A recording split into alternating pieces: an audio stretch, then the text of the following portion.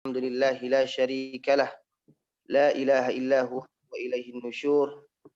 Allahumma lakal hamdu hatta tarda wa lakal hamdu idza radit wa lakal hamdu Allah. Allahumma salli ala Muhammad wa ala alihi wa ashabihi ajma'in. Alhamdulillah,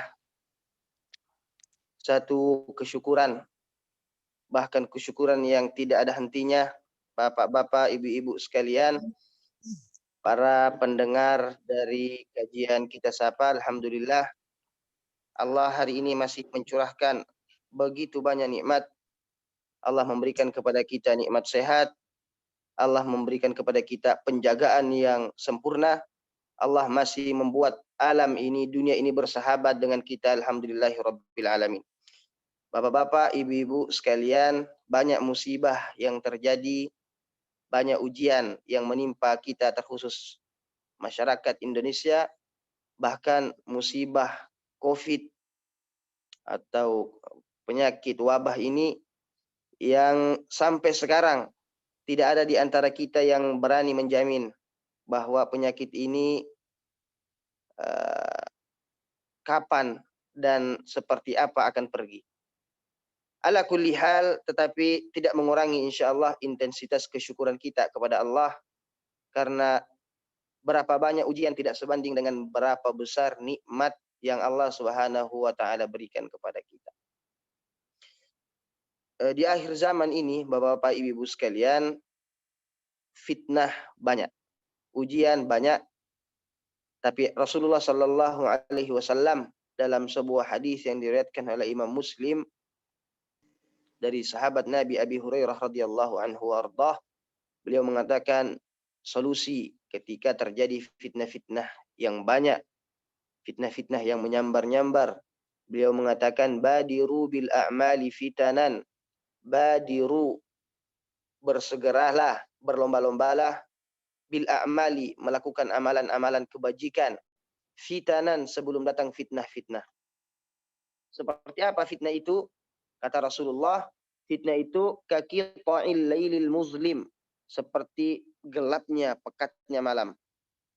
Yamshir rajulu mu'minan, yusbihur rajul mu'minan wa yumsi kafira. Saking bahayanya, saking dahsyatnya fitnah itu, orang di pagi hari masih dalam keadaan beriman, sempurna imannya, bagus imannya, tetapi di sore hari karena terkena dampak fitnah itu dia telah menjadi kafir. Atau kebalikannya, seseorang yang di malam harinya masih sangat bagus keimanannya, tetapi di pagi harinya telah menjadi kafir. Para pendengar, para mitra kita sapa pagi ini, alhamdulillah, itu yang kita jaga, itu yang kita kejar, itu yang kita prioritaskan. Bagaimana agar kita terhindar dari fitnah itu. Kalau kita berbicara fitnah, bapak-bapak, ibu-ibu sekalian, kan ada dua. Fitnah karena syubuhat, fitnah karena syahwat. Kalau fitnah karena syahwat, fitnah karena syahwat, karena hawa nafsu, cuma karena ketakwaan kita, kesabaran kita meniti jalan ketaatan ini, kita bisa terhindar. Tetapi tetapi fitnah karena syubuhat, tidak ada jalan lain, tidak ada solusi lain, tidak ada makhraj lain selain fitnah ini bisa dihilangkan karena ilmu dan karena pengetahuan dan wawasan tentang agama kita. Alhamdulillah, pagi ini kita perdana pertemuan, insyaallah semoga ini diberkahi dan semoga Allah Subhanahu wa taala meringankan dan memudahkan langkah kaki kita, waktu kita untuk istiqomah, dan bisa insyaallah terus konsisten dalam mengikuti kajian-kajian keislaman. Hari ini insyaallah kita akan belajar fikih, Bapak-bapak, Ibu-ibu. Tapi bukan sembarang fikih. Ini fikih yang sangat penting, fikih peradaban kalau kita bisa sebutkan. Belajar tentang sejarah itu sebenarnya adalah belajar tentang fikih peradaban.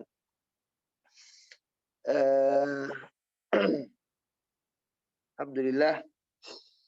Kenapa belajar tentang sejarah, belajar tentang fikih peradaban, fikih perubahan bahkan?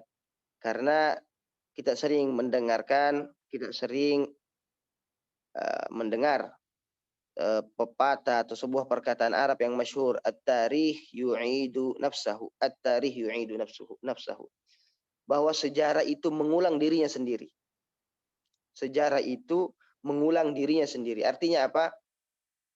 Kalau ada suatu masalah di sebuah zaman, masalahnya itu seperti apa bentuknya, bagaimana endingnya, terus bagaimana solusi keluar dari permasalahan itu semua bisa diketahui oleh orang yang belajar sejarah. Allah katakan dalam Al-Quran, wa tilkal ayyamu nudawiluha bainan nas, bahwa sungguhnya hari-hari yang ada itu dipergilirkan. Apa yang terjadi, musibah yang terjadi, fitnah yang terjadi di zaman kita sudah pernah terjadi di zaman-zaman sebelum kita. Maka orang yang belajar sejarah, orang yang mengkaji tentang ilmu fikih perubahan ini, dia akan faham, oh kalau ada permasalahan seperti ini, maka jalan keluarnya seperti ini. Maka solusinya seperti ini. Maka orang-orang yang mengemban amanah, orang-orang yang maju terdepan untuk keluar menyelesaikan permasalahan dan persoalan itu seperti ini karakternya. Dan orang-orang yang melawan, orang-orang yang menentang seperti ini karakternya. Semua sudah tergambarkan bagi orang-orang yang membaca sejarah. Ini mukaddimah sedikit. Bapak-bapak, ibu-ibu sekalian, kita semua sekarang sepakat. Kita meraba-raba tentang bagaimana sih karakter bangsa, karakter generasi yang bisa membawa perubahan. Kita semua sepakat dan melihat secara fakta yang ada di zaman kita sekarang ini bahwa umat Islam di tempat mana sekarang berpijak, semuanya dalam keadaan terlemahkan, terzolimi. Kita sepakat. Silahkan tengok bagaimana saudara-saudara kita di Arab sana, Timur Tengah. Silahkan tengok saudara-saudara kita yang ada di Rohingya, di Afrika, yang ada di Cina, bahkan yang ada di negara kita. Negara yang secara jumlah mayoritas penduduknya adalah Muslim, tapi rasa-rasanya ada yang tidak beres. Rasa-rasanya bahwa hak-hak keislaman kita telah banyak dikebiri. Artinya kita harus merumuskan tentang karakter seperti apa yang harus kita bentuk, yang harus kita adakan, yang harus kita pahami, supaya agar kita tidak terlalu banyak membuang energi dan tenaga, tapi rupanya hasil akhirnya tidak jelas. Supaya kita bisa kemudian mengelola, supaya kita bisa kemudian membentuk, memproyeksikan apa dan apa yang seharusnya kita lakukan, pola seperti apa yang harus kita jalani. Itulah yang disebut dengan fikih perubahan. Jamaah, bapak-bapak, ibu-ibu sekalian, para pemirsa yang dirahmati Allah Subhanahu wa taala. Jadi kita semua sepakat bahwa belajar tentang sejarah atau belajar tentang sejarah ulama-ulama terdahulu yang telah menuliskan sejarah mereka dengan tinta emas, itu adalah skala prioritas. Apapun kerja kita, dimanapun aktivitas kita, dan apapun jurusan kita dalam belajar ilmu agama, semuanya tidak bisa terlepas dari yang namanya belajar fikih sejarah. Dan kalau kita ingat, kalau kita lihat sekarang ini, bahkan bukan sekarang, di zaman kita, ketika kami masih SD misalnya, mohon maaf, pelajaran sejarah itu pelajaran yang bikin males, yang kurang bergairah murid-murid dan mahasiswa. Kenapa? Ya ketika itu kita belum paham tentang pentingnya itu belajar sejarah. Jadi kalau belajar sejarah, ya belajar tentang orang yang sudah meninggal, menghafal tahun-tahun meninggalnya mereka, membahas tentang zaman-zaman dahulu dan seterusnya seperti itu. Kurang asyik rasanya. Itu karena tidak paham. Apalagi kalau juga gurunya yang mengajarkan sejarah misalnya mengajarnya cuma sekedar biasa-biasa saja. Tidak ada energi, tidak punya semangat tidak yakin bahwa sejarah ini sesuatu yang betul-betul harus kita transformasikan kepada anak-anak kita.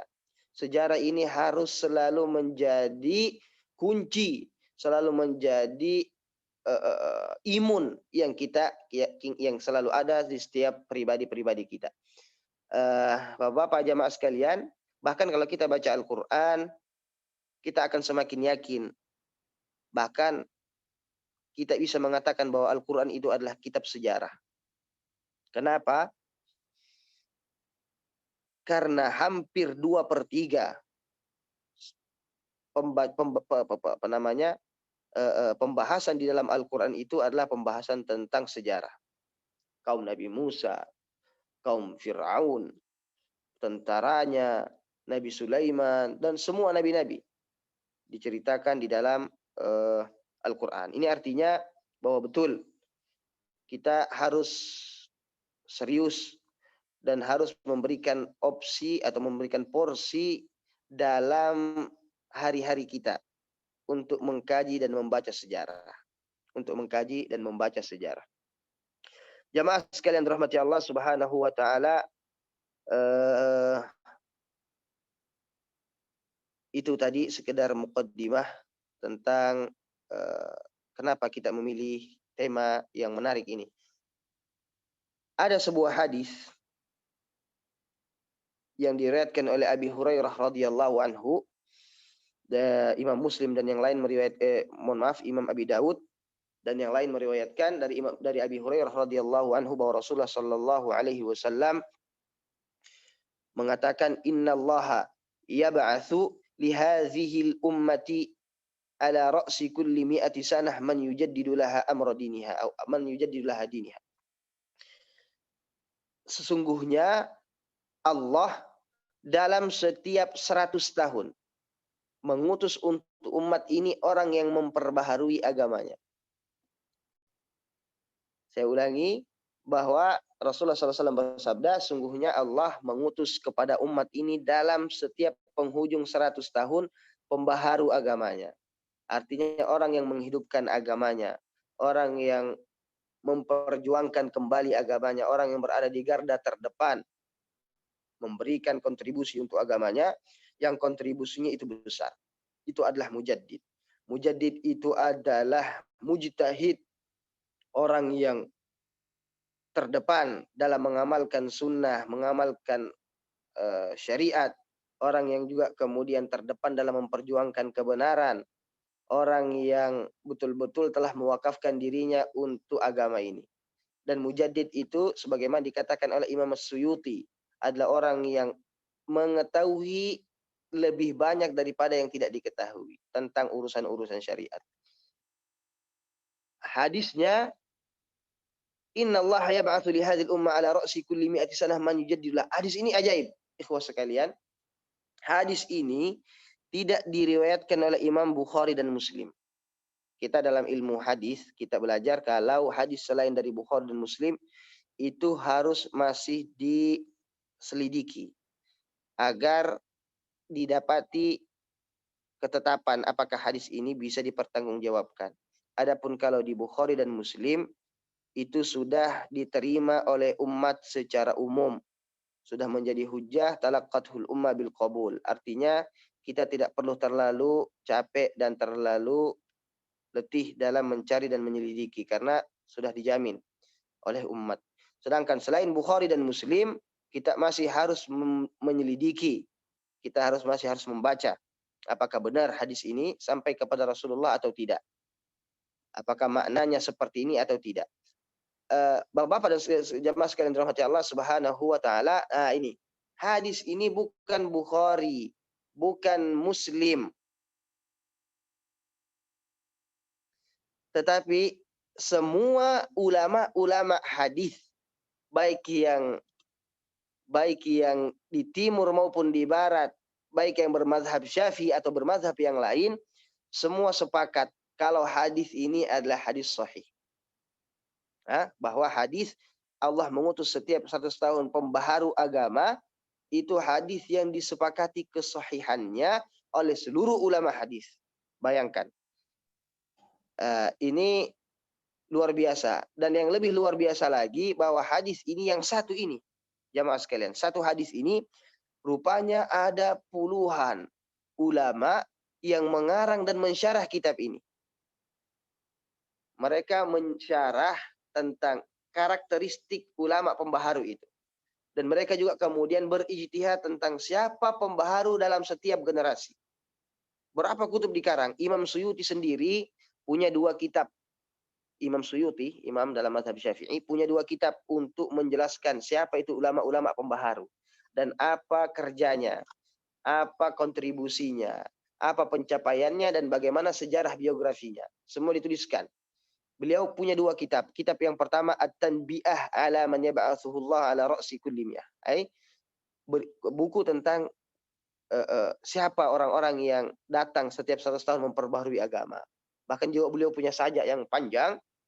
Sajak panjangnya itu berbicara tentang syarat-syarat atau tentang ciri-ciri daripada ulama-ulama pembaharu. Beliau buatkan bait syair atau sajak dalam bahasa Arab. Ini tentang hadis ini. Misalnya Imam Amin al-Khuli. Imam Amin al-Khuli juga mengarang kitab khusus. Imam Amin Khuli, salah seorang pakar ilmu sejarah. Ada juga misalnya kitab dalam kitab Aunul Ma'bud juga membahas tentang juga membahas tentang siapa para pembaharu dalam agama ini. Taib. Ikhwaskan rahmat Allah Subhanahu wa taala, dan yang ajaibnya lagi kalau kita membahas tentang pembaharu-pembaharu ini, orang-orang besar dan tokoh-tokoh pembaharu ini, kita akan dapati bahwa semua ulama yang mengarang dan menjelaskan tentang hadis ini sepakat kalau pembaharu pertama agama ini adalah Umar ibnu Abdul Aziz. Nah, ini sepakat, konsensus. Pembaharu pertama Umar ibnu Abdul Aziz. Ini juga sebuah keajaiban. Hadis yang satu dijelaskan dalam kitab-kitab yang banyak. Hadis yang tidak diriwayatkan oleh Bukhari dan Muslim, tetapi semua ulama sepakat atas kesahihannya. Hadis ini kemudian semua mereka sepakat kalau yang kalau yang menjadi mujaddid atau pembaharu pertama adalah Umar ibnu Abdul Aziz. Bapak-bapak jamaah sekalian, insya Allah hari ini kita coba sedikit mempelajari, mendengarkan dan mengambil hikmah-hikmah tentang siapa sebenarnya Umar ibnu Abdul Aziz ini. Umar ibnu Abdul Aziz ibni Marwan ibni al-Hakam al-Qurashi. Kita sering dengar Umar ibnu Abdul Aziz, pencapaiannya. Tapi kita tidak tahu masa kecilnya Umar itu seperti apa. Umar kecilnya itu, beliau adalah salah seorang anak yang manja. Kenapa manja? Karena memang orang tuanya adalah gubernur. Orang tuanya Umar ibnu Abdul Aziz itu gubernur. Artinya, keluarga Umar Abdul Aziz secara keseluruhan adalah orang-orang yang berada. Orang-orang yang berada. Semua dia dapatkan. Bahkan dikatakan bahwa penampilan Umar itu parlente sekali. Penampilannya itu gagah sekali.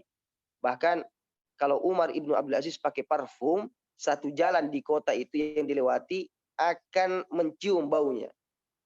Bahkan sudah lama dia pergi, bau dari parfumnya yang sangat mahal itu masih ada. Ini Umar ibnu Abdul Aziz ketika kecil.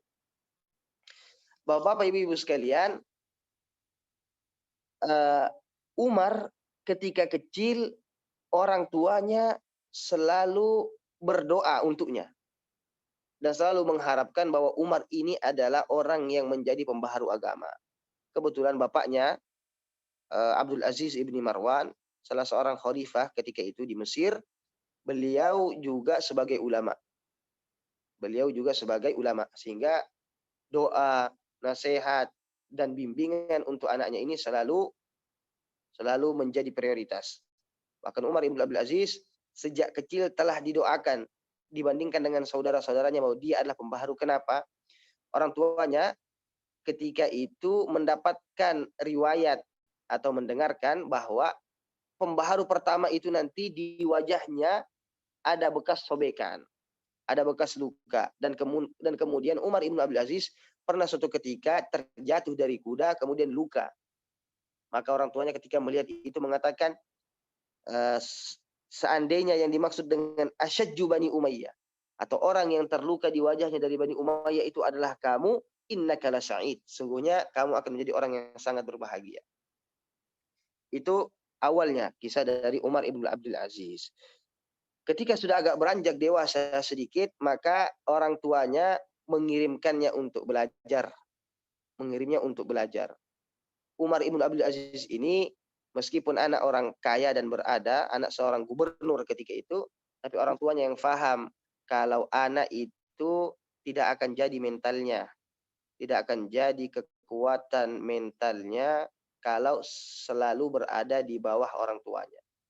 Artinya fikih yang kita pelajari dari kisah ini bahwa memang anak itu harus dilatih bagaimana bisa eksis melewati fase keyatiman. Fase keyatiman itu bisa direkayasa, jamaah dan bapak-bapak sekalian, bapak-bapak ibu-ibu dan para pendengar.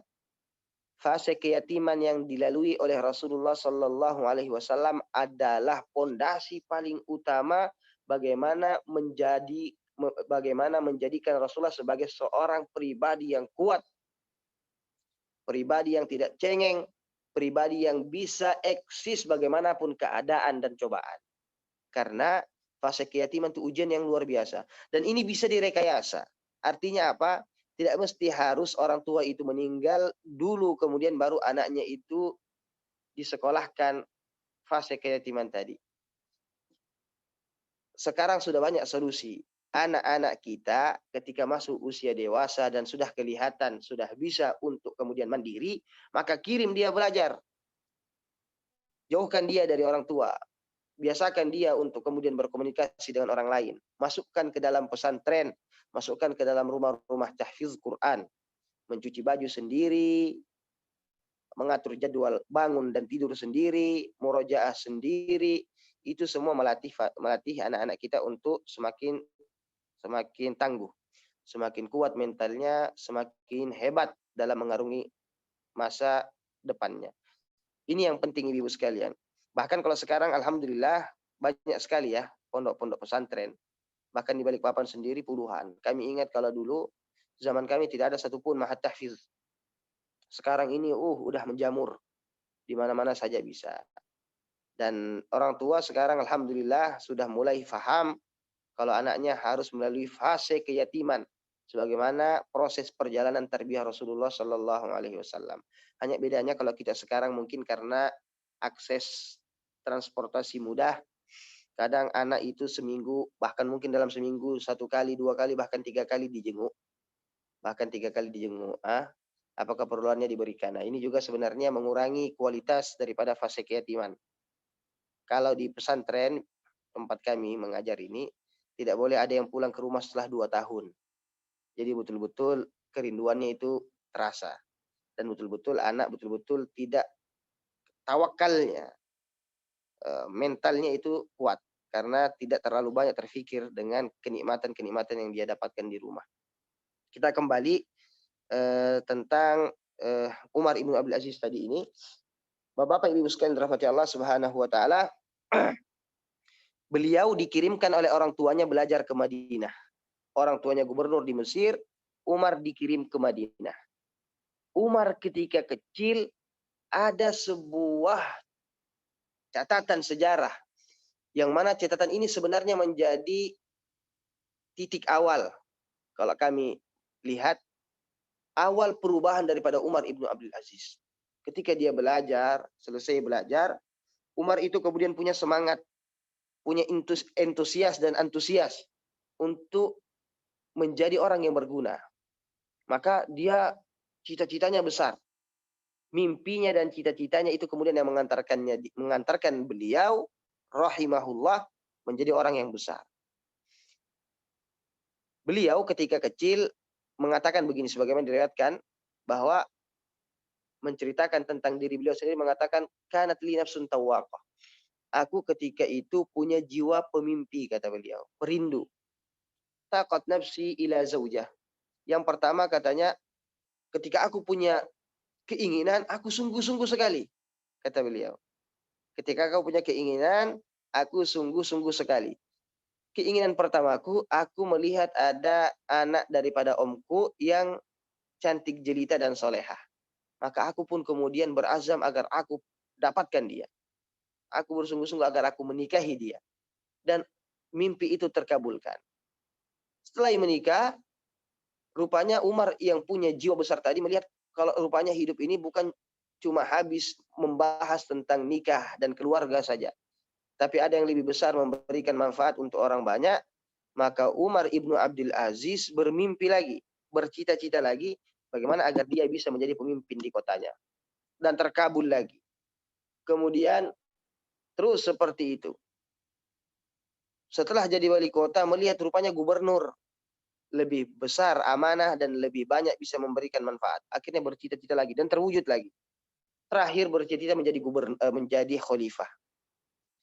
Wa taqat nafsi ilal khilafah, dan aku kemudian menginginkan menjadi khalifah, maka aku pun menjadi khalifah. Ini perjalanan mimpi dan cita-cita Umar ibn Abdul Aziz adalah pelajaran untuk kita, untuk anak-anak kita, bahwa bagaimana menanamkan mental, bagaimana menanamkan azam kepada anak itu selalu harus diprioritaskan. Anak itu harus selalu disupport, diberikan kesempatan untuk bermimpi dengan mimpi yang besar. Diberikan anak-anak itu peluang berpikir besar, diajak untuk berdiskusi tentang peradaban, dilatih sejak kecil. Kalau sebenarnya difahamkan sejak kecil, kalau hidup ini cuma sekali, maka bercita-citalah setinggi mungkin. Ini yang menarik dari Umar ibnu Abdul Aziz di awal daripada perjalanan beliau. Dan beliau karena mimpi dan cita-citanya Allah ijabah. Mimpi dan cita-cita itu doa. Kita pun menyadari, maka terkadang kita ini sudah matatil himmah. Kadang karena kondisi kita, karena kemalasan kita pun kemudian menyalahkan keadaan. Kita menyalahkan keadaan bahwa saya tidak begini, saya tidak hafal Quran, karena ya saya sudah terlanjur seperti ini adanya. Saya sejak kecil sudah tidak belajar Al-Quran, saya sudah tidak, dan seterusnya. Selalu banyak alasan. Karena kenapa? Karena kita sudah mematikan sendiri semangat dan antusias kita. Padahal sebenarnya kalau kita bermimpi dengan benar, bercita-cita dengan benar, kemudian kita arahkan cita-cita kita ini, kita aplikasikan apa yang kita inginkan, kita semangati, kita doakan, insya Allah cita-cita itu adalah doa dan Allah yang mengijabah doa kita. Ketika Umar ibnu Abdul Aziz ini di Madinah, kemudian belajar di sana, beliau ketemu dengan salah seorang yang bernama Salih ibnu Kaisan. Salih ibnu Kaisan ini guru beliau. Ketika di pondok, Umar ibnu Abdul Aziz pernah satu kali terlambat sholat. Maka dipanggillah menghadap kepada Qismul Hisbah. Umar, kenapa terlambat sholat? Umar dengan jujur mengatakan, saya terlambat karena tadi umasyitu rijli. Saya menyisir rambut dan mempercantik rambut saya. Kasih minyak, menyisirnya rapi di depan kaca, maka saya terlambat sholat. Maka gurunya tadi mengatakan,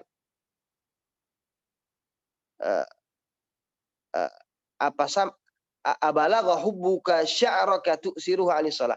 Apakah kecintaanmu kepada rambutmu membuat kamu terlambat sholat? Ini rupanya berdampak sekali kepada Umar. Berdampak sekali kepada Umar bahwa sholat yang menjadi tiang agama, sholat yang menjadi prioritas rukun kita, rukun iman kita, kalau tidak dijadikan sebagai buah pikiran kita, sebagai aktivitas utama kita, maka tidak akan ada perubahan. Maka sejak itu dia botak rambutnya, ini juga pelajaran. Dia cukur rambutnya supaya tidak menyusahkannya kembali untuk terlambat dari sholat. Artinya apa, Bapak Ibu sekalian, bahwa Umar sejak kecil rahimahullah ini sudah betul-betul terbentuk jiwanya bahwa layanan spiritual atau iman dan imun spiritual dia itu harus menjadi sesuatu yang diprioritaskan. Anak-anak kita generasi kita, murid-murid kita, tidak mungkin bisa dipisahkan antara kualitas akademiknya dengan kualitas pencapaian spiritualnya. Sekolah-sekolah yang ada sekarang, kebanyakan sekolah-sekolah yang berlandaskan melihat tingkat pencapaian santri dan mahasiswa atau santri dan pelajarnya itu sesuai dengan nilai akademik pencapaian di kelas semata, wawasan semata. Inilah yang menciptakan berhala-berhala baru, orang-orang yang pandai ilmunya tapi tidak terlihat di alam realita, amalan dan adabnya. Karena kenapa? Karena memang yang diprioritaskan cuma nilai-nilai pencapaian yang bersifat hitung-hitungan saja tadi.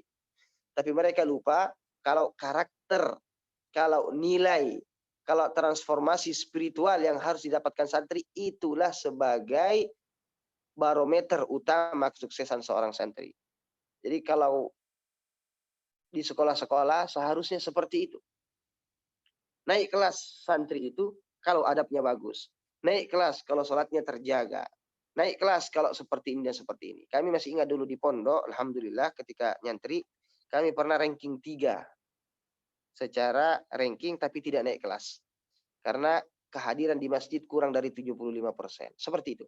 Nah, ini yang dilakukan oleh Umar ibnu Abdul Aziz ketika dalam usia kecil. Maka terbentuk jiwanya, terbentuk mentalnya, dan spiritualnya yang terus meningkat, membuat kemudian Umar ibnu Abdul Aziz semakin besar, semakin dewasa, semakin tumbuh menjadi orang-orang yang siap untuk memangku amanah daripada perubahan ini. Bapak-bapak, ibu-ibu sekalian, insya Allah ini muqaddimah. Insya Allah lanjutan cerita daripada Umar ibnu Abdul Aziz dan kisah-kisah menarik dan fikih-fikih yang bisa kita ambil daripada kisah perjalanan sejarah beliau ketika menjadi khalifah tentunya sebagai posisi atau jabatan tertinggi yang beliau dapatkan. Kita akan bahas dan kita akan ulas insya Allah di pertemuan yang akan datang. Itu mungkin Bang Admin, insya Allah. Ya, Ustaz. Alhamdulillahirrabbilalamin. Telah kita dengarkan tadi muqaddimah terkait kisah yaitu dari Umar bin Abdul Aziz. Pada Bapak Ibu yang ingin bertanya kepada Ustadz baik secara langsung maupun melalui kolom chat, bisa dipersilahkan.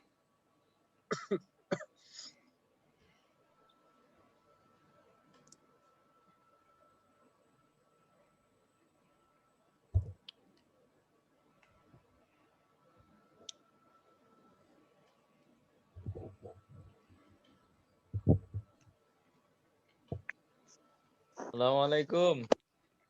Waalaikumsalam warahmatullahi. Silakan. Chatnya masih di disable Mas Afif, mungkin bisa diaktifkan dulu biar ya. Ya mungkin sambil menunggu itu boleh bertanya ya Ustadz Ozil ya. Kalau kita melihat memang suksesnya seorang anak pasti tidak lepas dari suksesnya orang tuanya ya, terutama tadi kalau ditekankan bagaimana pendidikan karakternya gitu ya. Nah, mungkin nanti dalam perjalanannya kalau boleh juga diungkap Ustadz, dari semenjak kecil bisa punya karakter yang demikian kuat. Tadi satu hal yang dari awal diceritakan bahwa beliau ini punya keinginan yang sangat kuat dan itu selalu bisa terwujud ya. Tentu kan karena keinginan yang kuat itu selalu tertanam dan menjadi pendorongnya gitu ya. Bedanya sekarang kalau dilihat pendidikan di sekolah atau di lingkungan itu tidak terlalu menekankan pendidikan karakter itu. Nah, berarti ini mengandalkan sekali bagaimana orang tuanya kan ya bisa menjadikan karakter anak ini punya keinginan yang kuat gitu. Nanti mohon diselipkan cerita-cerita bagaimana orang tuanya Ustadz ya, orang tuanya Umar bin Abdul Aziz ini menjadikan sang anak menjadi orang yang sangat kuat keinginannya ya, karakter yang kuat tadi itu. Mungkin permintaan itu aja Ustadz. Terima kasih. Assalamualaikum warahmatullahi wabarakatuh. Waalaikumsalam warahmatullahi wabarakatuh. Mana? Kenapa ya? Aku tahu. Ya, Unggul itu. baik. Tadi gimana? Ustaz, ini ada beberapa pertanyaan di kolom chat, Ustaz. Pertanyaan yang pertama, bagaimana saat ini kita kondisi pendidikan online untuk pendidikan ikhwan dan akhwat? Mungkin bagaimana cara membangun karakter melalui daring gitu, Ustaz? Silakan. Masih di mute, Ustaz. Masih di mute, Ustaz. Ya. Alhamdulillah. Wassalatu wassalamu ala Rasulillah wa ala alihi wa ashabihi wa mawalah. Alhamdulillah, barakallahu fikum kepada ikhwah sekalian. Tadi kalau tidak salah yang pertama Ustadz Haris kalau tidak salah suaranya ya. Ahlan wa sahlan Ustadz Haris ya. Betul sekali apa yang disampaikan oleh beliau. Kalau seorang anak itu adalah karakter seorang anak itu adalah warisan daripada karakter orang tuanya. Artinya bagaimana jadinya anak itu, orang tua punya peran yang sangat besar. Orang tua yang pertama kali ditanyakan. Orang tua yang pertama kali diminta pertanggungjawaban. Karena memang anak itu, orang tua itu adalah madrasah pertama. Jadi karakter terbentuk anak, karakter kuatnya anak itu tergantung daripada bagaimana pendidikan dan tarbiyah orang tuanya. Dan kalau kita baca sejarah memang seperti itu. Buah itu jatuh tidak jauh dari pohonnya. Itu pepatah kita mengatakan. Dan hampir illa man rahima rabbuh. Hampir mayoritas orang-orang besar itu terbentuk karena kebesaran dan pola pendidikan orang tuanya. Nggak jauh-jauh. Orang tua yang besar kemudian melahirkan orang-orang anak-anak yang besar juga. Ini memang perlu juga nanti suatu waktu kita akan jelaskan tentang bagaimana sikap dan bagaimana tarbiyah dari bapaknya Umar ibnu Abdul Aziz yang terkenal kesolehannya, yang terkenal ibadahnya, terkenal wibawanya sebagai seorang pemimpin, dan kemudian betul-betul memperhatikan dan memprioritaskan pendidikan anak. Memprioritaskan pendidikan anak. Ini yang harus kita pahami. Ini yang harus kita pahami bersama, karena kadang begini, kadang kita itu menginginkan anak kita itu maksimal, sempurna, tanpa sedikit pun melihat kalau sebenarnya kita tidak menjadi contoh dan tauladan yang bagus kepada anak. Misalnya, anak disuruh banyak bersabar, sedangkan orang tuanya sering sekali marah-marah di rumah. Ini misalnya saja. Ini kan betul-betul tidak sesuai. Tidak sesuai. Makanya ada kisah Umar ibnu Khattab, Abu Hafs Umar bin Khattab, ada kisah ketika beliau didatangi oleh seorang bapak yang rupanya bapak ini melaporkan tentang anaknya yang susah diatur. Anaknya yang susah diatur, bahkan melawan orang tuanya. Intinya dia tidak ada waktu kecuali bikin sedih saja. Maka bapak tadi ini ingin agar Umar menghukum anaknya. Maka sang khalifah kemudian memanggil anak, kemudian menanyakan sebagai bentuk tasabbut atau supaya faktanya betul-betul jelas, supaya fakta yang dikatakan orang tuanya betul-betul telah menjadi hujah untuk anaknya. Maka sang anak kemudian mengatakan, betul wahai khalifah, saya adalah anak yang melawan kepada orang tua. Dan saya berhak dihukum. Tapi sebelum engkau menghukum saya, bolehkah saya bertanya, adakah orang tua yang durhaka kepada anaknya sebelum anaknya durhaka kepada orang tuanya? Kata Umar, ada. Siapa itu? Yaitu orang yang mencarikan ibu yang tidak soleha untuk anaknya. Yang kedua, orang tua yang memberikan nama yang tidak baik kepada anaknya. Dan yang ketiga, orang tua yang tidak pernah mendidik anaknya. Nah, ini. Orang tua yang tidak mendidik anaknya. Tidak pernah mengajarkannya untuk membaca Al-Quran dengan benar. Tidak pernah mengajarkan anaknya bagaimana cara sholat. Bahkan tidak pernah menarik tangan anaknya pergi ke masjid. Kata anak tadi, wahai Umar, orang tua saya telah durhaka kepada saya sebelum saya durhaka kepadanya. Dia tidak memberikan nama yang baik kepada saya. Dia tidak memberikan pendidikan Al-Quran dan mengajarkan saya tentang tata cara sholat yang baik. Maka Umar mengatakan bahwa sebenarnya yang durhaka itu bapaknya, bukan anaknya. Akhirnya bapaknya yang dihukum.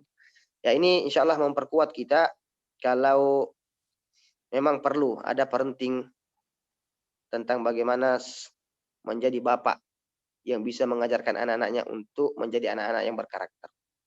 Nanti kita akan selipkan juga insya Allah di pembahasan kita lanjutan tentang bapaknya daripada Umar ibnu Abdul Aziz, bagaimana tadi yang disampaikan oleh Ustaz.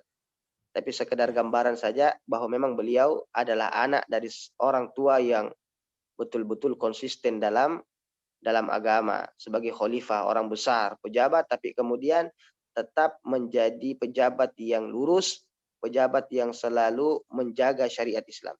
Itu bapaknya daripada Umar ibnu Abdul Aziz. Ya, mungkin itu yang pertama. Pertanyaan yang kedua tadi di grup ya, di chat apa? Bagaimana pendidikan karakter melewati dengan online seperti ini. Iya.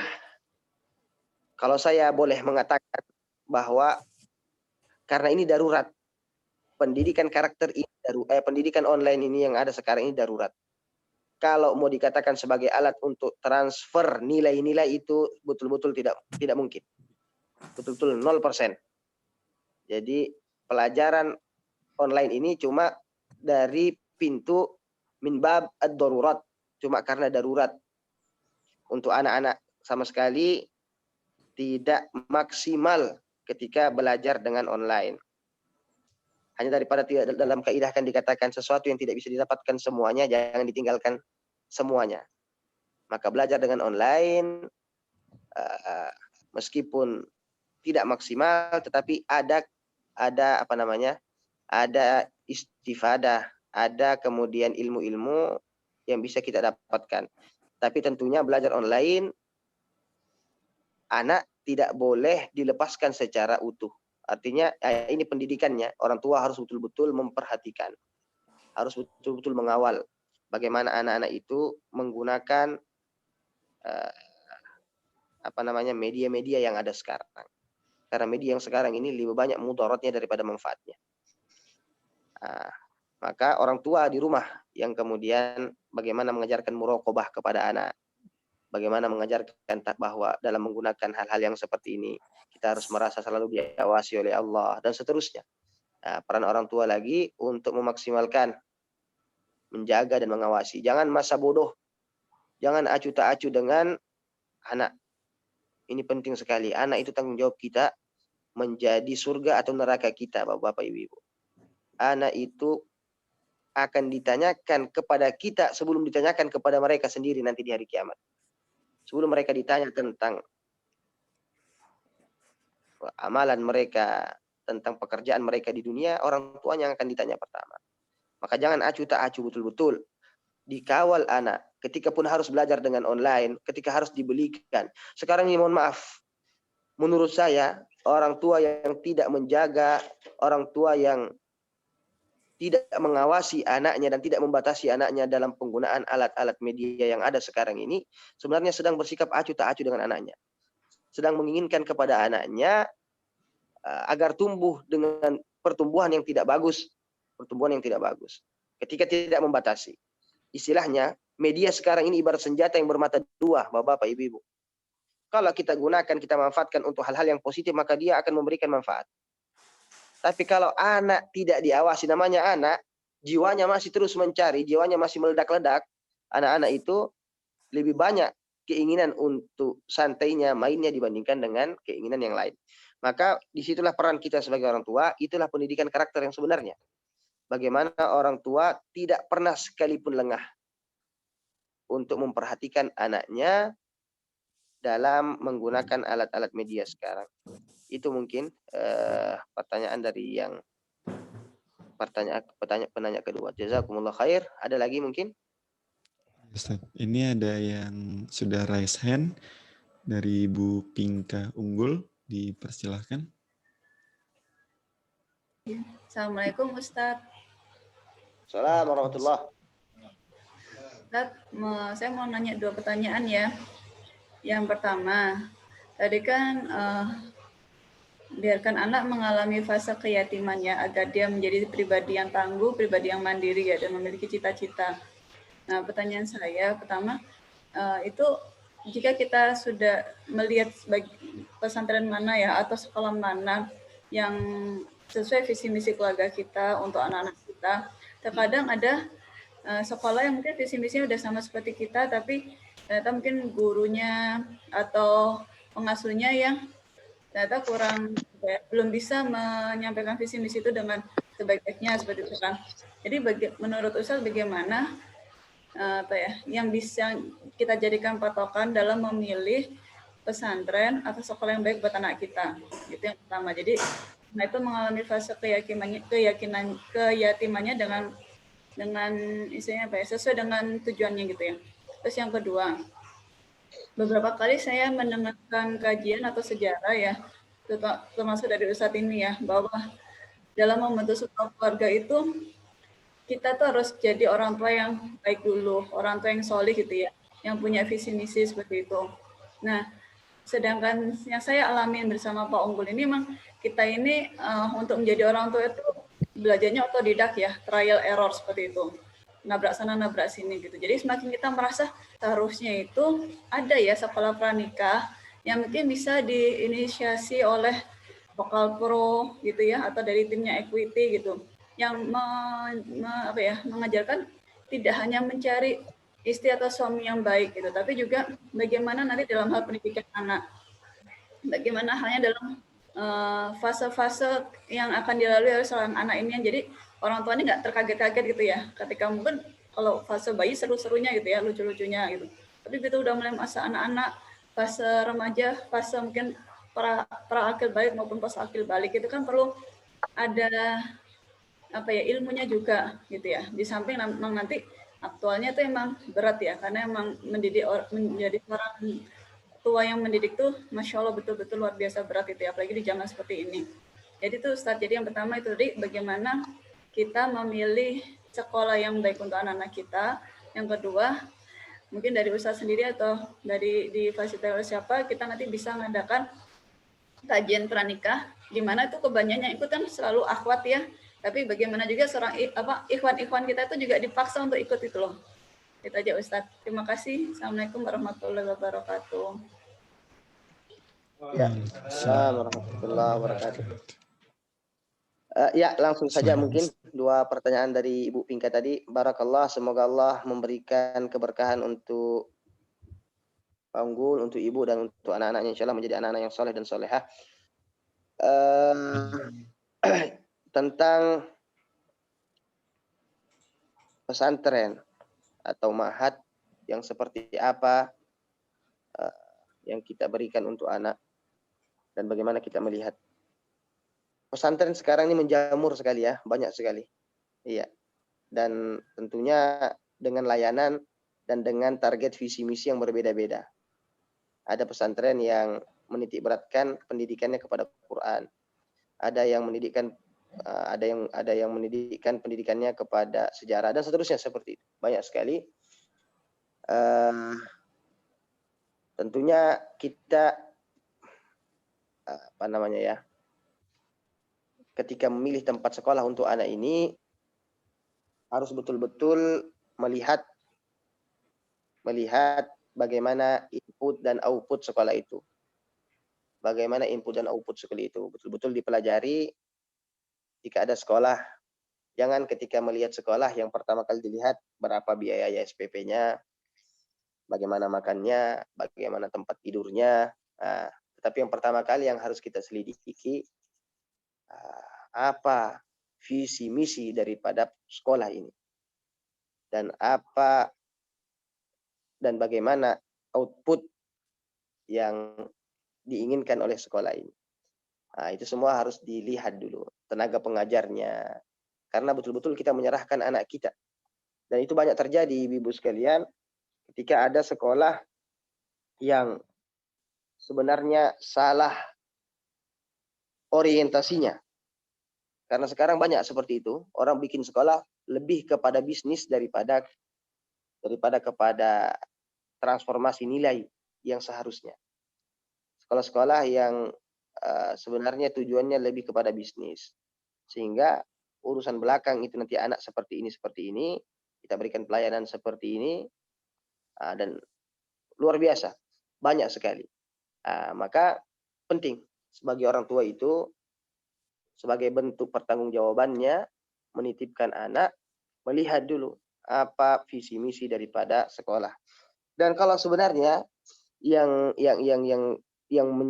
untuk sebagai barometer mudah untuk kita, Bu Pinka dan yang lain, sekolahkan di mana anak, terutama untuk usia dini, sekolahkan di rumah Quran, sekolahkan di tahfiz, baik itu tahfiz yang integral, yang boarding, atau tahfiz yang penting sentuhkan anak, biasakan dia, bekali dia dengan semangat Al-Quran sejak kecil. Karena kenapa kami katakan seperti ini? Karena tentunya sejarah yang kita baca, bagaimana pendidikan orang-orang tua dulu kepada anaknya, hampir semua orang-orang besar kecilnya disekolahkan di sekolah Al-Quran oleh orang tuanya. Disekolahkan sekolah Al-Quran orang tuanya. Jadi kalau ada sekolah yang menitik beratkan programnya itu kepada Al-Quran, insya Allah, bismillah. Apalagi sudah kita pelajari tentang gambaran sekolah itu, tentang kualitas lulusannya, kualitas pengajarnya, bismillah. Selama Al-Quran menjadi prioritas. Kalau ada sekolah, semewah apapun sekolah itu, sehebat apapun narasi yang dia bangun untuk sekolah itu, tetapi Al-Quran menjadi nomor 2, Al-Quran tidak menjadi prioritas di situ, atau Al-Quran bahkan tidak mendapatkan jatah, maka jangan sekolahkan anak di situ.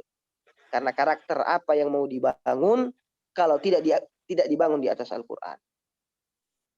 Karakter apa yang mau dicari kalau Al-Quran tidak menjadi warna anak kita sejak kecil? Itu mungkin yang yang kami rasakan dan kami lihat, bahwa orang tua juga harus punya semangat, harus punya kepedulian, bahwa bukan cuma sekedar mensekolahkan anak di pondok. Karena banyak kasus akhirnya orang tuanya kemudian mengambil kembali anaknya karena rupanya di pondok tidak mendapatkan apa yang dia inginkan. Karena kenapa? Karena memang dari awal tidak betul-betul mempelajari, tidak betul-betul mengulas di pondok ini dia akan seperti apa anak. Dia akan belajar apa, nanti dia lulus akan seperti apa. Kalau untuk yang pertanyaan kedua, betul sekali. Kita tunggu insya Allah dari abang-abang di Genpro ini untuk menginisiasi tentang kajian pranikah. Iya, Equity Pro ya. Penting sekali betul bahwa pernikahan itu ibaratnya kita menjalani kehidupan yang baru, yang berbeda, yang betul-betul banyak tantangan dan banyak rintangan. Maka kalau di zaman dulu itu kesiapan seorang suami, seorang anak itu untuk menikah betul-betul ada kurikulum khusus. Bukan cuma sekedar pranikah, cuma sekedar daurah atau seminar, tidak.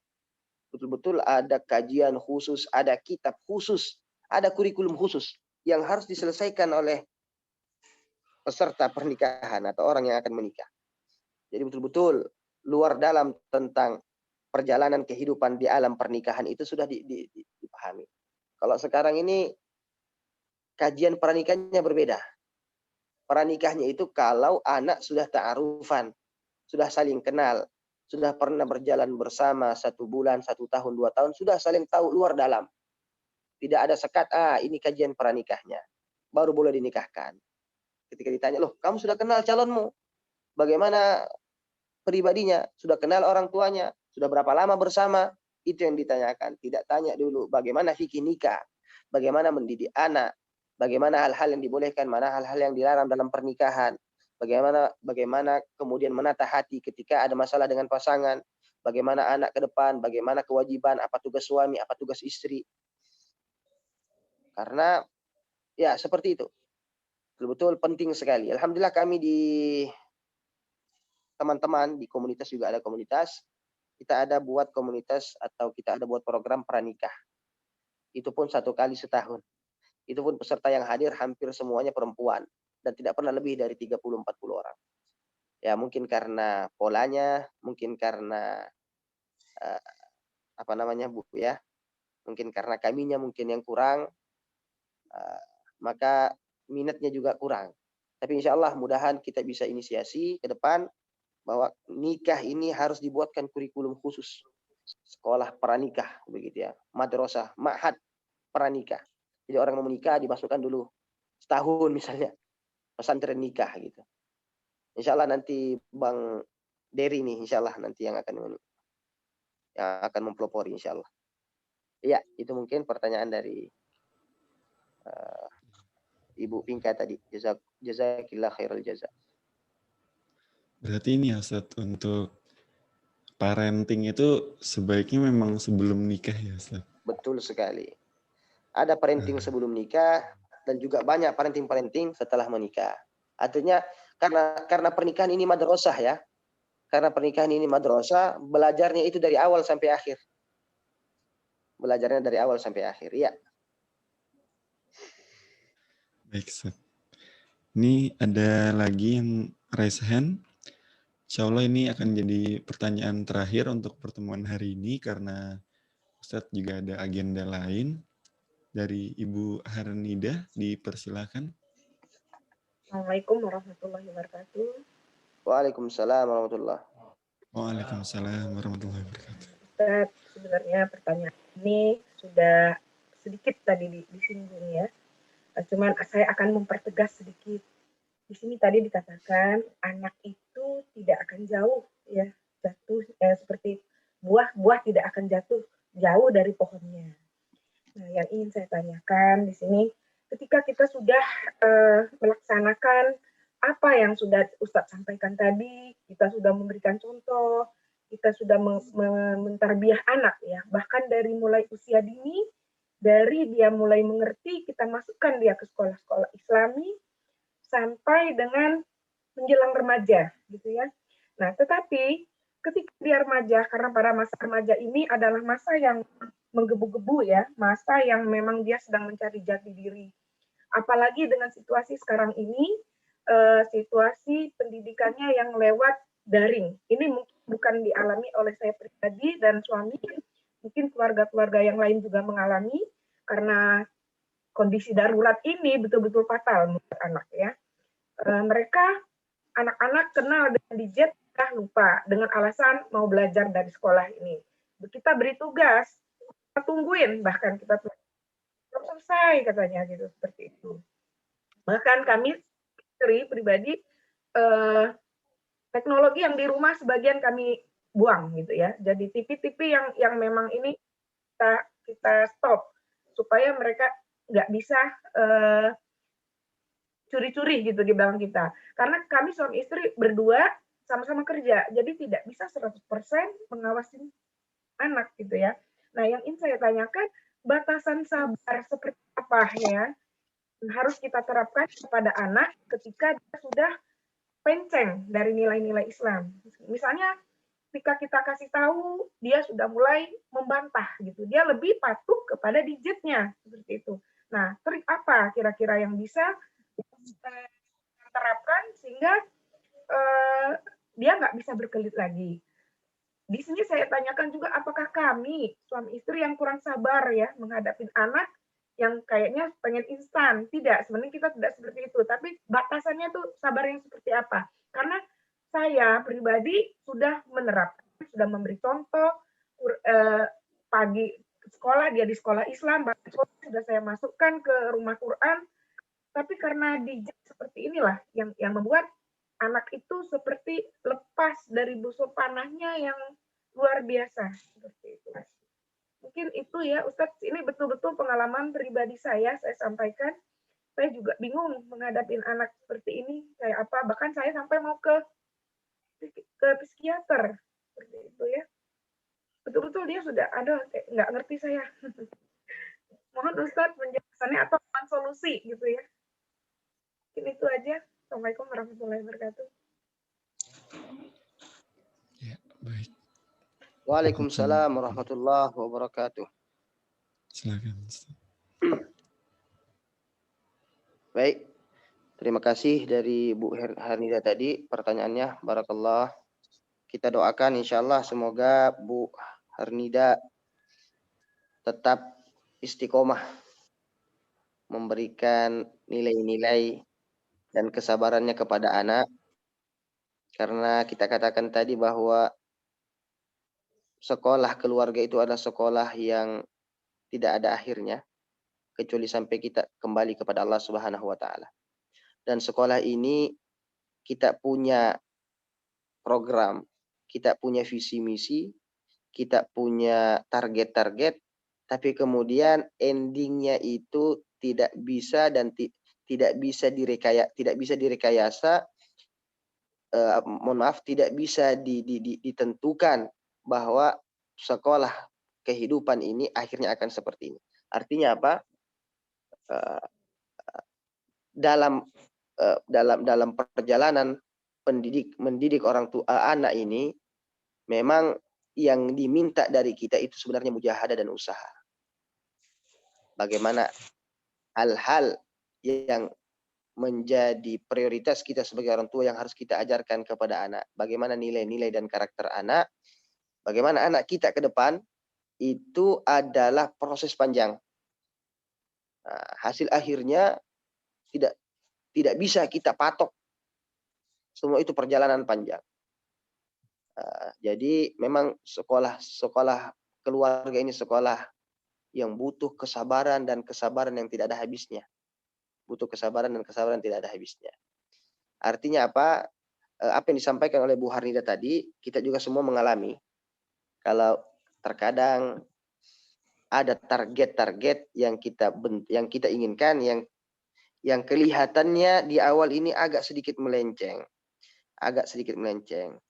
Yang pertama saya ingin sampaikan ke Bu Harnida, sebagaimana Bu Harnida sendiri tadi katakan bahwa memang kita butuh kesabaran yang lebih, kesabaran yang maksimal.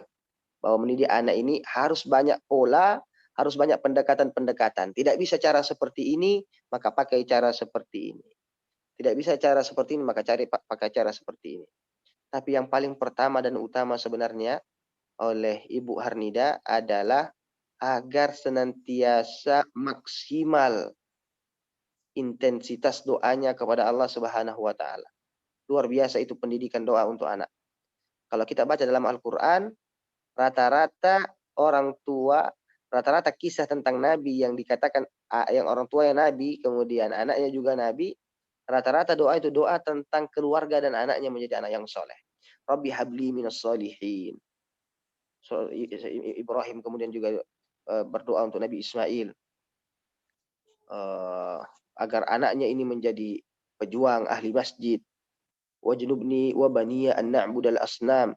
Jauhkanlah aku dan anak-anakku dari seperti itu. Sebelum dia masuk ke dalam kurikulum pelajarannya, betul-betul intensitas doanya kepada Allah itu luar biasa. Nah, ini. Jadi betul-betul sabar, Bu ya. Kadang ketika ada perintah atau ada amanah kepada anak yang tidak dikerjakan atau tidak sesuai dengan keinginan kita, jangan langsung mengambil kesimpulan. Apalagi baru di awal.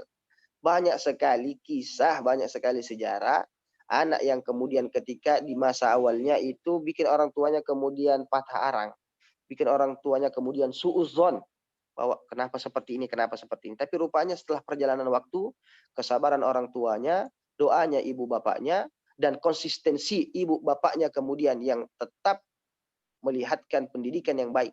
Sekali lagi saya ulangi bahwa memang yang pertama kali kita sebagai orang tua lakukan berdoa kepada Allah dan introspeksi diri juga. Terkadang kita ada ego-ego sektoral kita juga sebagai orang tua, maka saya telah mencontohkan seperti ini, saya telah mengatakan seperti ini, kenapa engkau wahai anak tidak seperti ini? Ada hal-hal seperti itu. Tapi bagaimana caranya agar supaya kita ini tetap ketetapan hati kita, ketenangan hati kita, tumakninah kita kepada Allah bahwa mendidik anak ini bagaimanapun hasilnya anak adalah ibadah. Maka harus maksimal dalam ibadah itu. Adapun nanti hasilnya misalnya rupanya anak tidak sesuai betul-betul 100% dengan keinginan kita, tapi ibadah ini sudah sampai kepada Allah. Karena niat kebaikan kita ini insya Allah Allah akan mudahkan apa yang kita inginkan. Jadi mendidik anak itu ibadah. Terkadang ibadah itu ada yang berat, ada yang mudah, ada yang memberikan kenikmatan, ada yang harus sabar dengan ujian. Tapi selama dia ibadah, insya Allah kita pantang mundur. Insya Allah pantang mundur. Ketika begini maka cari solusi lain, cari pola lain, dan doanya terus gaspol. Doa kepada anak itu kunci daripada kurikulum pendidikan anak. Itu mungkin solusi yang bisa kami berikan. Insya Allah kita semua berdoa agar anak-anak kita ke depan menjadi anak-anak yang menjadi orang-orang yang membawa perubahan kebaikan, menjadi generasi yang membawa kebaikan. Karena rasa-rasanya ya, ini firasat saya ini, rasa-rasanya kayaknya generasi kita atau generasi setelah kita insya Allah tidak lama lagi. Generasi yang tidak akan lama lagi, mereka adalah generasi yang akan membawa Islam ini kembali jaya. Amin. Sudah terasa sekarang insya Allah, terasa arusnya. Biiznillahi ta'ala. Maka satu terakhir yang ingin saya sampaikan kepada kita semua insya Allah, bahwa karena anak ini adalah surga kita, maka kontrolnya pun juga harus kontrol yang maksimal. Ada kontrol yang maksimal seperti apa yang harus kita lakukan, ada Al-Quran menjelaskan. Kita katakan kontrol Sulaimaniyah. Kontrol Sulaimaniyah. Bagaimana kontrolnya Nabi Sulaiman itu? Bapak, Ibu sekalian. Nabi Sulaiman itu, sebagaimana dalam surat Saba dikatakan, falamma qada alaihi al-mautu ma dalla ala mautihi illa dabbatul ardi ta'kulu min sa'ata. Nabi Sulaiman ketika mengawal para prajuritnya dari jin dan manusia dalam aktivitas pekerjaannya mereka, Nabi Sulaiman itu betul-betul menongkrongi, betul-betul turun, betul-betul 24 jam menongkrongi. Ditongkrongi itu pekerjaan itu. Ini disebut dengan kontrol Sulaimaniyah. Bahkan dikatakan Nabi Sulaiman itu tidak tahu jin dan manusia, tentaranya itu, pasukannya atau pekerjanya, tidak tahu kalau Nabi Sulaiman telah mati sampai ketika kayu yang dia pakai untuk berpijak itu dimakan rayap. Ketika jatuh tersungkur baru, oh sudah mati punggawa kita. Itu yang dikatakan oleh mereka. Artinya apa? Maksimalkan waktu kita ketika ada waktu, ketika pulang kerja, ketika ada waktu sepi, bahkan ketika kerja, usahakan kontrol anak. Sekarang sudah dimudahkan. Jadikan anak prioritas doa kita, prioritas perhatian kita. Itu mungkin Bang. Ya, insya Allah nanti ke depan kalau ada pertanyaan-pertanyaan bisa dikirim, nanti dijawab pertemuan yang akan datang insya Allah ta'ala. Ini ada tambahan satu pertanyaan lagi dari Ustadz Zainuri, sudah open mic juga beliau. Nambah boleh ya, Ustadz? Insya Allah beliau boleh menambahkan dan memperbaiki apa yang saya sampaikan. Baik, pada Ustadz Zain dipersilahkan. Baik, terima kasih. Assalamualaikum warahmatullahi wabarakatuh. Waalaikumsalam warahmatullahi wabarakatuh. Afwan Ustadz Azil, ya nambah waktunya sedikit. Tadi ada yang menarik yang disampaikan Ustadz Azil, pernyataan pengalaman pribadi bahwa secara akademik beliau pernah ranking 3 di sebuah lembaga, tetapi tidak naik kelas hanya karena kehadiran di masjid kurang dari 70%.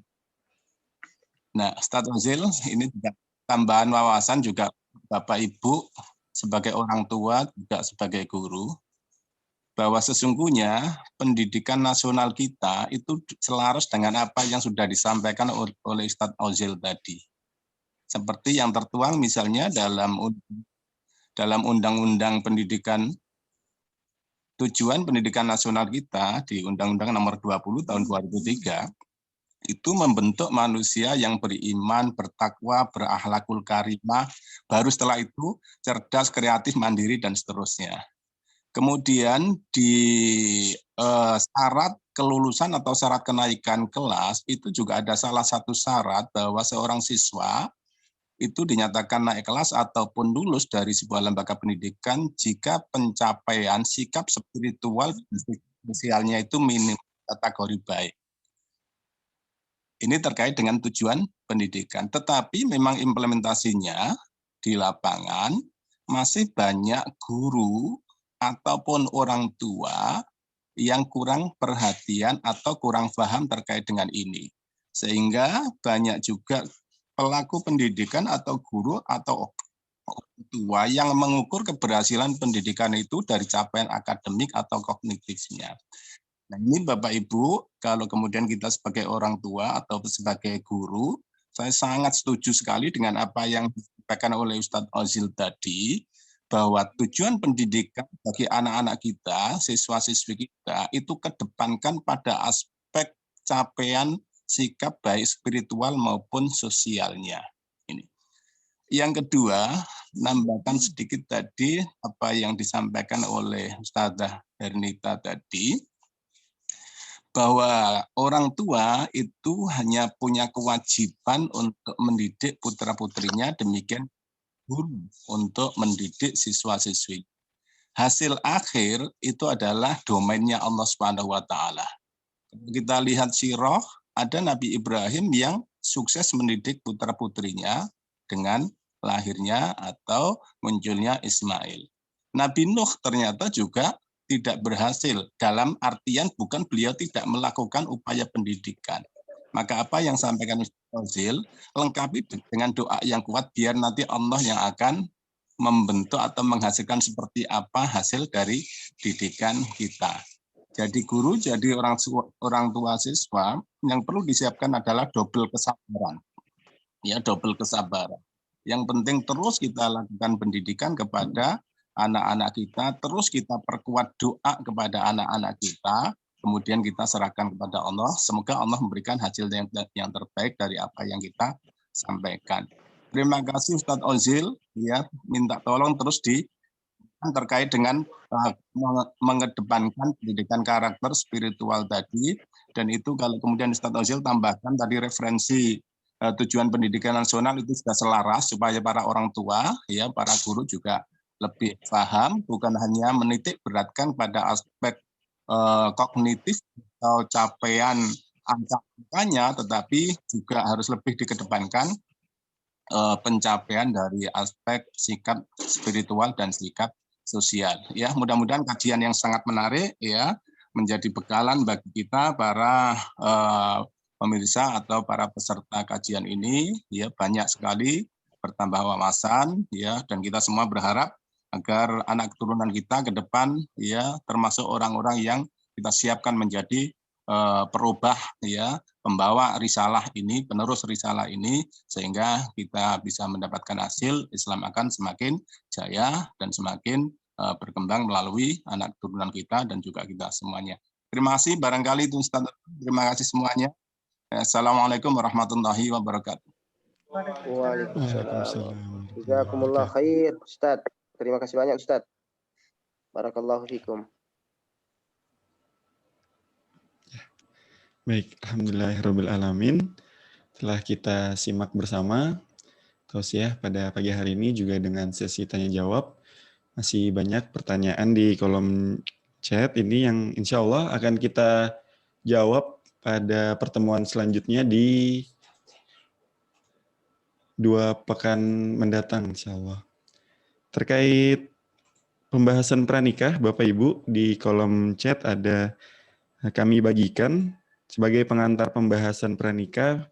Sementara bisa disimak video obrolan keluarga pada channel YouTube kita di channel Equity Pro. Ada linknya di kolom chat, nanti bisa disaksikan di YouTube kita.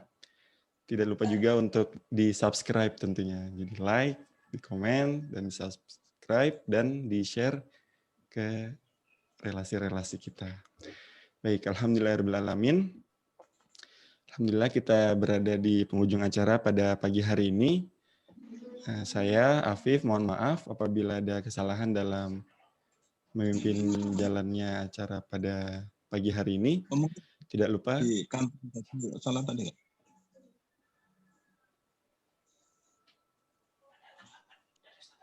Oh ya, sebelum ditutup mungkin ada tanggapan dari Ustadz Ozil terkait Ustadz Zen. Ya, terima kasih banyak kepada beliau. Tadi yang disampaikan beliau adalah penguatan untuk kita semua. Dan betul sekali apa yang beliau katakan tadi ya. Kalau sebenarnya pola pendidikan dan target pendidikan secara garis besar yang kita punya memang didominasi dengan target-target besar yang seperti dikatakan tadi. Udah benar dan sudah seperti itu memang aturan dan undang-undangnya. Ya, hanya kita memang perlu untuk terus berusaha bagaimana agar nilai-nilai tadi ini bisa kemudian teraktualisasikan. Kemudian tentang tambahan beliau juga tadi luar biasa. Terima kasih banyak kepada beliau. Kita harus tetap banyak bersabar dan bersabar.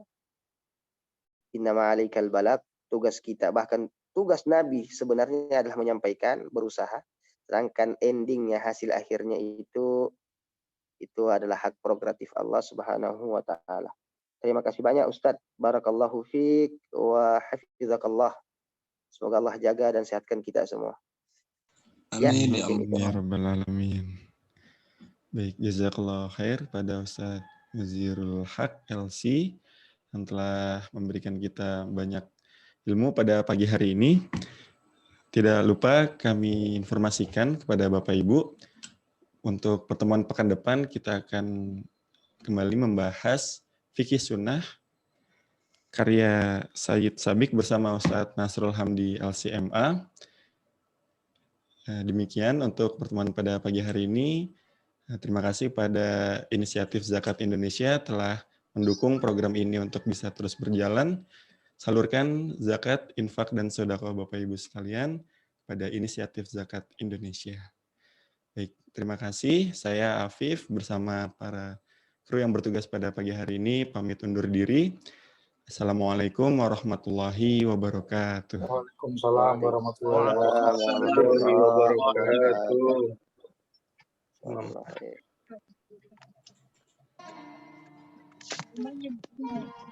Terima kasih. Anda baru saja mengikuti kajian online bersama komunitas taklim Sabtu pagi. Sampai bertemu lagi di acara kami berikutnya. Gak ada cemilan, jangan sedih. Cukup sekian dan terima kasih. Wassalamualaikum warahmatullahi wabarakatuh.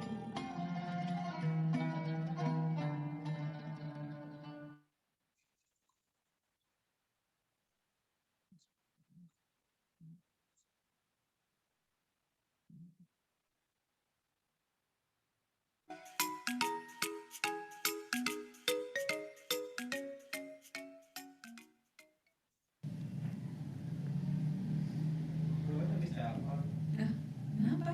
Lama nggak ada telepon dari dia? Iya, konsultasi aja sih.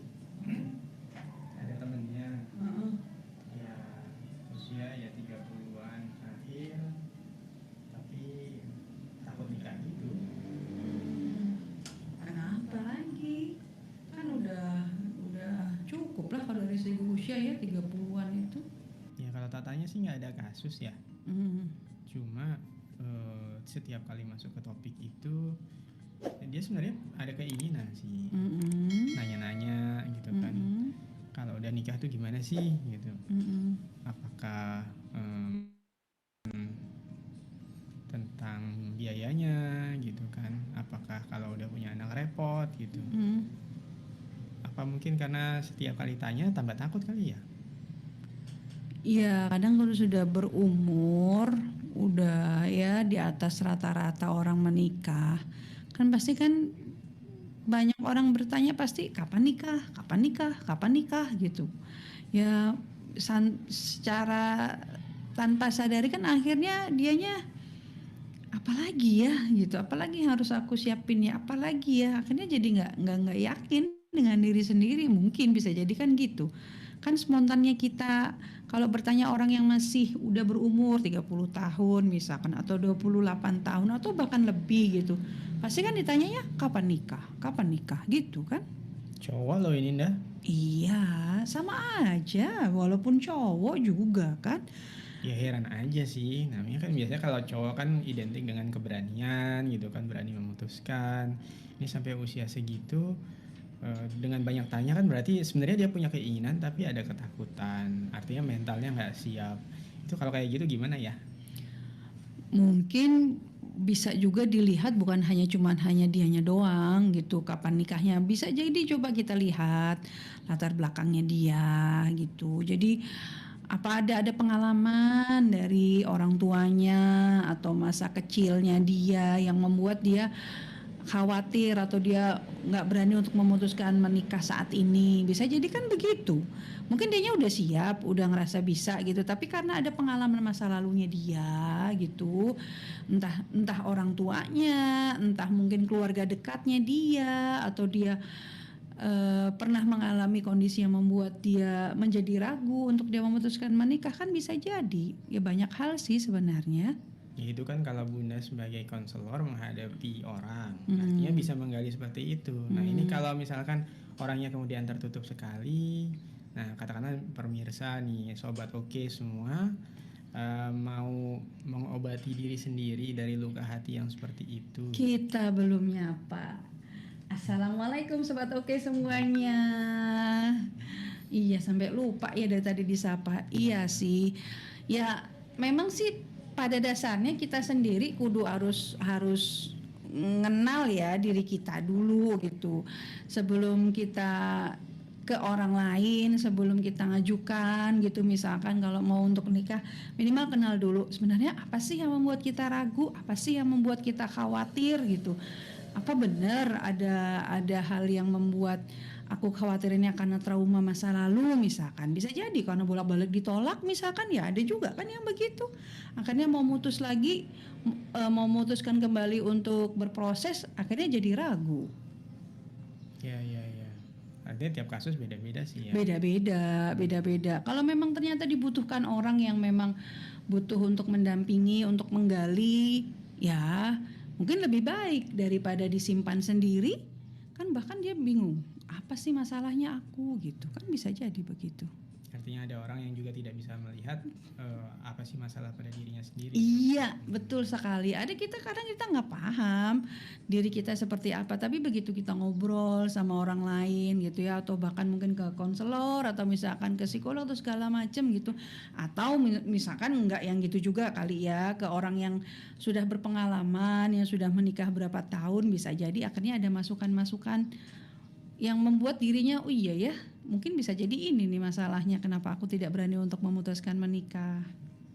Ya apalagi menikah ini kan sekali lagi hal yang besar ya. Iya. Sesuatu yang kita nggak ingin 1 tahun, 2 tahun, kita inginnya langgeng gitu kan. Iyalah, kan kita nggak pengen menikah itu cuman hanya apa ya, kalau ibaratnya, kalau seandainya gini deh, kalau seandainya kita puasa, saat ini kita puasa, ntar maghrib kita udah buka puasa ya kan.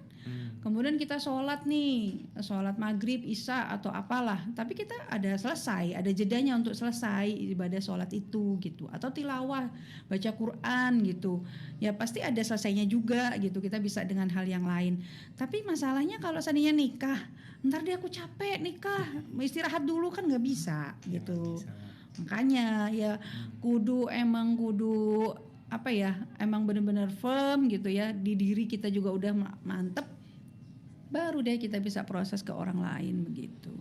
Dengan kata lain, apakah berarti kalau kita mau menikah kita harus selesai dengan diri kita sendiri dulu? Betul, itu yang paling mudah nanti kalau sebelum kita berproses ke orang lain. Jadi kalau kita udah dengan diri sendiri kita udah ya pastinya nggak bisa 100% sih ya, tapi minimal kita udah ngerti diri kita, kekurangannya, kelebihannya, bagaimana bentuk kalau seandainya aku dalam kondisi marah, aku harus gimana ya, kalau dalam kondisi aku sebel gimana cara ngatasinya, itu biasanya akan lebih mudah untuk mengenal orang lain. Nah, seringkali masalahnya adalah kita belum kenal diri kita, terus kita sudah menikah, akhirnya sering deh konflik begitu, karena kita belum kenal diri kita sendiri, begitu. Kayaknya aku juga belum segitunya deh waktu nikah. Ya, karena pada posisi aku berusaha untuk mengenalimu lebih dalam, begitu. Oke deh kalau begitu.